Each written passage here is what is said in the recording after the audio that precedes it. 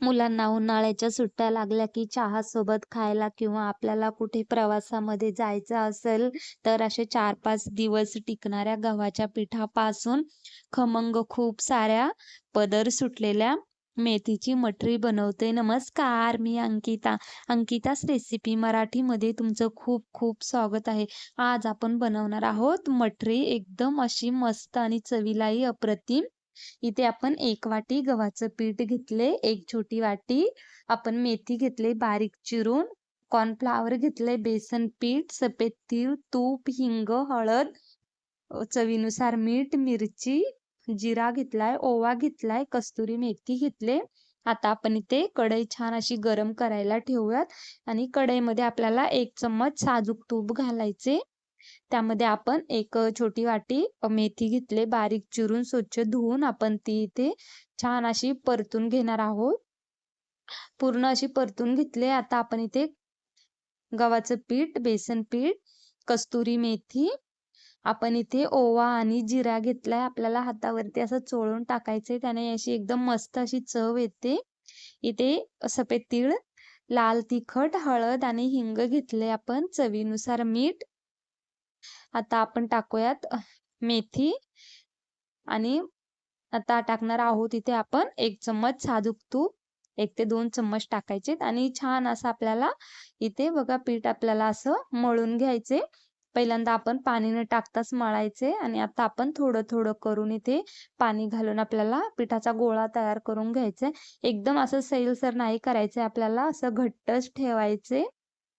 इथे आता एकदम असं छान अशी आपण मठरी बनवतोय. चवीलाही खूप अप्रतिम लागते आणि स्टोरेज करून पण राहते. इथे बघा एकदम मस्त अशी आपली पिठाचा आपण इथे गोळा तयार करून घेतलाय. अगदी असा घट्टसर ठेवायचा आपल्याला. त्याने आपली मठरी एकदम खुसखुशीत अशी होते. आता इथे आपण टाकणार आहोत थोडंसं तेल. तेल टाकून आपण पुन्हा असं मस्त मळून घेणार आहोत पीठ. अगदी कमी साहित्यामध्ये आणि कमी वेळेमध्ये अशी बनवून तयार होते आणि घरातल्याच साहित्यामध्ये बनवून तयार होते. आता इथे आपलं पीठ मस्त मळून झालंय. आपण 10 ते 15 मिनिटासाठी असं भिजत ठेवणार आहोत. आता आपण इथे पीठ असं भिजले. आता आपण इथे 1 वाटी छोटी साजूक तूप घेतले. 3 ते 4 चम्मच आपण कॉर्नफ्लॉवर घेतले. तुम्ही इथे मैद्याचं पीठ किंवा तांदळाचं पीठ नाहीतर गव्हाचं पीठही वापरू शकता. आता आपण इथे साठा बनवून घेणार आहोत. आपल्याला इथे एक साइडनेच असं छान फेटून घ्यायचे. एकदम असं मिक्स होईपर्यंत. इथे बघा आपला साठा मस्त असा बनवून तयार आहे. पूर्ण असं एक साइडनेच फेटून घेतले. आता आपलं पीठ पण इथे मस्त भिजले.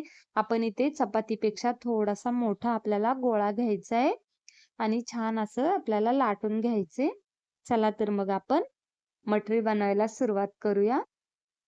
आता आपल्याला इथे पीठ लावायची गरज नाहीये. बघा एकदम असं इझी लाटलं जातंय. आपल्याला खाली पळपटला चिटकत नाहीये. खूप अशी चवीला अप्रतिम लागते आणि खूप दिवस अशी स्टोरेज करून पण राहते. आता आपल्याला सर्व बाजूने मस्त अशी लाटून घ्यायची. आता आपण जो साठा बनवून घेतलाय, आपल्याला तो लावायचा आहे. सर्व बाजूने आपण इथे सारखाच लावून घेणार आहोत. मग इथे आता असं लावून घेतलाय आपण साठा. आता आपण त्याच्यावरती सुकं कॉर्नफ्लॉवरचं पीठ टाकणार आहोत आणि आपल्याला इथे एक-एक साइड अशी फोल्ड करून घ्यायचे. आपल्याला खूप साऱ्या लेयरवाली मठरी बनवायची आहे. त्यासाठी आपण फोल्ड केल्यानंतर पुन्हा आपल्याला साठा लावून घ्यायचा आहे.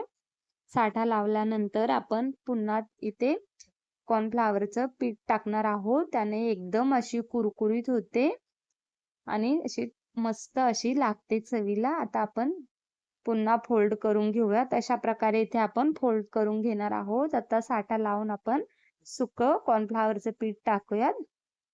आता पुन्हा साठा लावायचा आहे म्हणजे आपल्याला सर्व प्रोसेस अशा प्रकारे करायची आहे.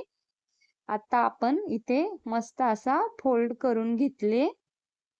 आता आपण इथे लाटून घेऊयात छान अशी मस्त. कॉर्नफ्लॉवरचं पीठ टाकलंय. हे बघा आपण इथे अशा प्रकारे लाटून घ्यायची आपल्याला.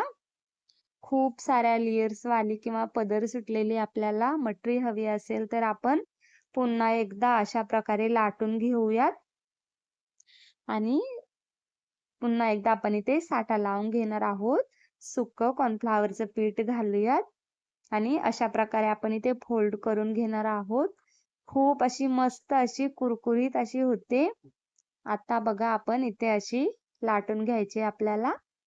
बनवायला पण खूप सोपी रेसिपी आहे. अशी मजेशीर आपण अशा छान प्रकारे बनवू शकतो. इथे बघा, आता आपण आपल्या सुरीने इथे छान अशा कट करून घेणार आहोत. इथे आपण आपल्या आवडीनुसार कट करायचे.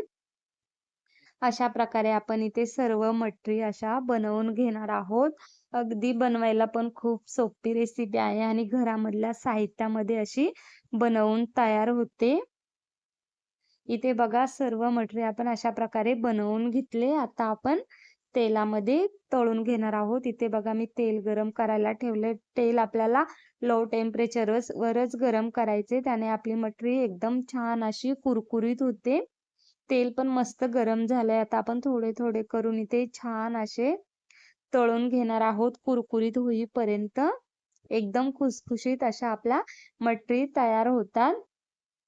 लो टू मीडियम गॅसवरच आपल्याला इथे तळून घ्यायच्यात. मी इथे अगदी कमी तेलाचा वापर केलाय. थोडे-थोडे करून आपण सर्व अशा प्रकारे तळून घेणार आहोत. खायला तर इतक्या मस्त लागतात ना, की एकदम अशा छान आणि कुरकुरीत होतात.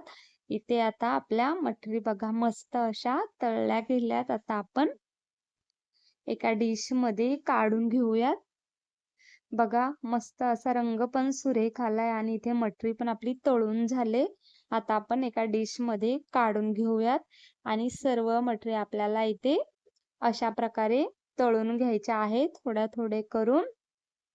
एकदम असे मस्त आणि लहान मुलांना तर खूपच आवडतात. बाहेरचं काही तेलकट खाण्यापेक्षा आपली घरामध्ये अगदी साधी सोपी पद्धत इथे बघा एकदम खुसखुशीत आणि कुरकुरीत अशी आपली मटरी बनवून तयार आहे. अगदी कमी वेळेत आणि कमी साहित्यामध्ये अशी झटपट अशी रेसिपी बनवून तयार आहे. तुम्ही रेसिपी नक्की ट्राय करा. लाईक, शेअर, सबस्क्राईब करा. धन्यवाद.